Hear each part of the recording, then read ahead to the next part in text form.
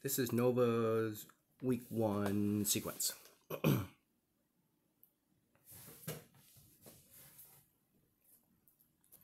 Okay, yeah, so obviously really late on the front cross and you bailed. But it actually looks pretty good though, otherwise. I mean, not great, I know, and it wasn't what you intended. But that was a nice recovery, nice audible on your part. You should, I think, Nova should be set up a lot closer to that weight gating. And I've watched through this once before, through this whole video, your whole video. So I'm going to come back to that and address it when you move the camera, because you can see it much more clear. This whole line of sight issue where she's coming across there to the left, I'm going to address that in a couple minutes when we get to that other part.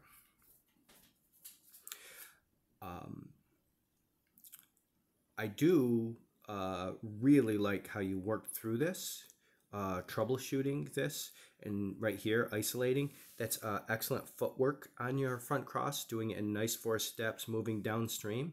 That was really nice. And back chaining and just isolating that beginning.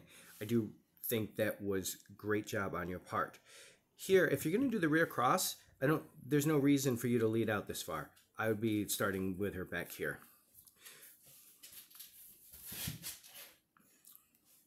When we do the rear cross, so if you were here with her now, sending her, I think you'd be in a little better position to have her charge in front of you so you can rear cross.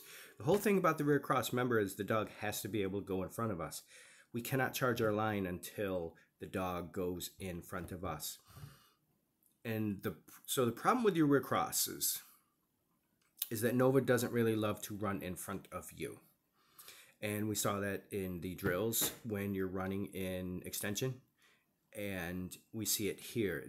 It really rears its ugly head when you try to do rear crosses.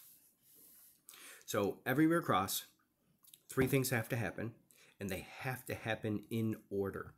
And those 3 things are, we have to first, number one, send the dog on their path.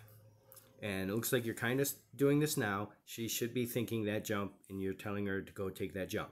So number 1, we have to send the dog on their path.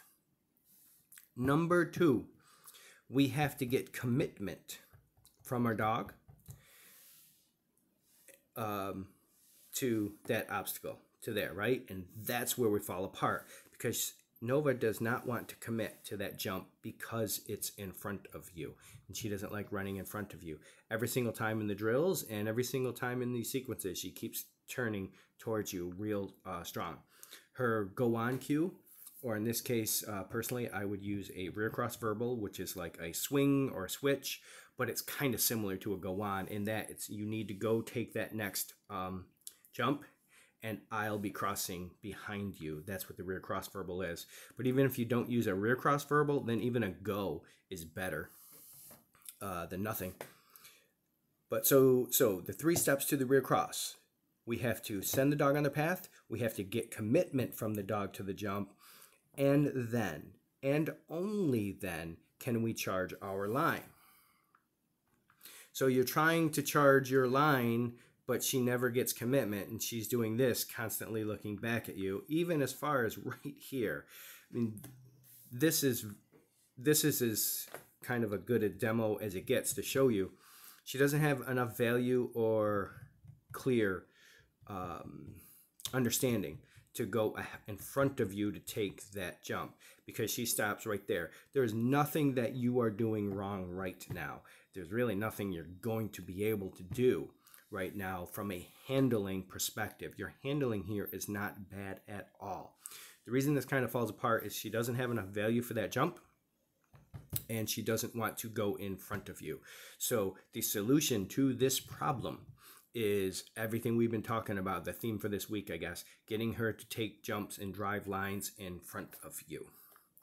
That would have cleared this up. All right, moving on. Good job. There, she does a good job. That's nice. That's just kind of silly young dog, I think, right there. Nothing wrong with the handling.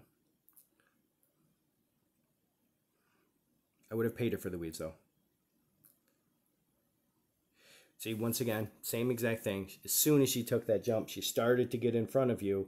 Rather than going on to that table, she turned right into you tight. She needs more go on juice. Okay, this is the camera angle that I wanted to point out before. So I understand where you're coming from, and that column is annoying and all that, and you think all of this. But this camera angle is beautiful. It is perfect to show you there actually is a lot. She has a better sight of those first two jumps than you think, because look at that. This is where she should be set up. You see that? I hope that's clear, because the camera angle is perfect. Now it does show the wrong end of the tunnel, and that's something that we'll have to deal with downstream.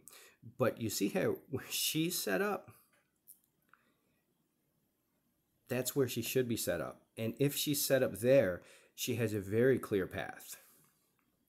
Hopefully that makes sense. So what you're doing by troubleshooting the way, so I like where you're coming from. I like how you're trying to isolate this beginning and work on it. But I think you're focusing on the wrong problem.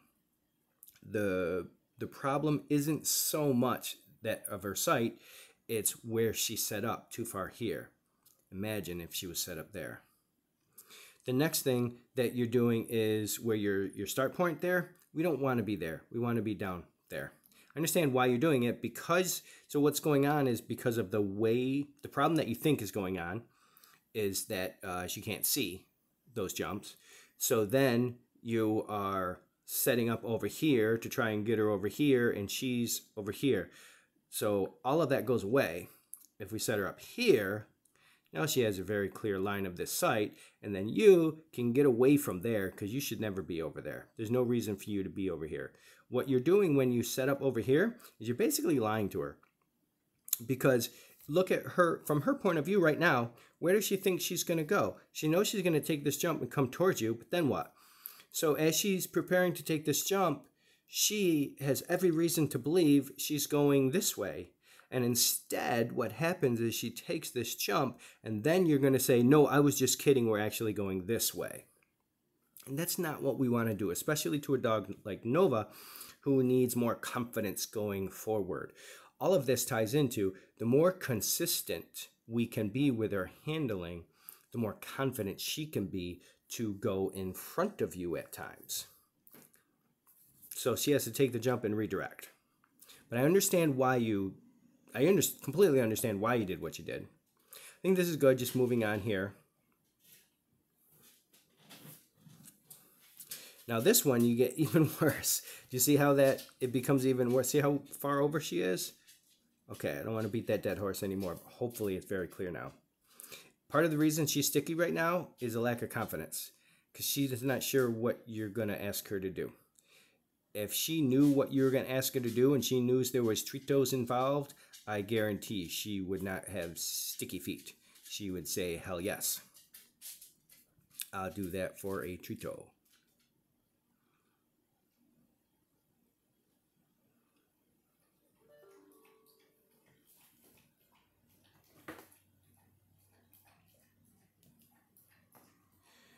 Okay, we going to get her into the weaves? What are we doing here? Okay, get her back.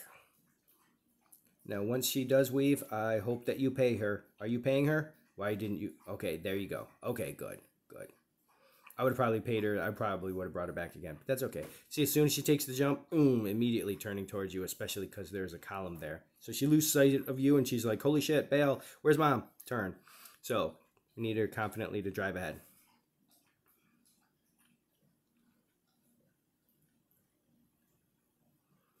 Good job with the finish, though.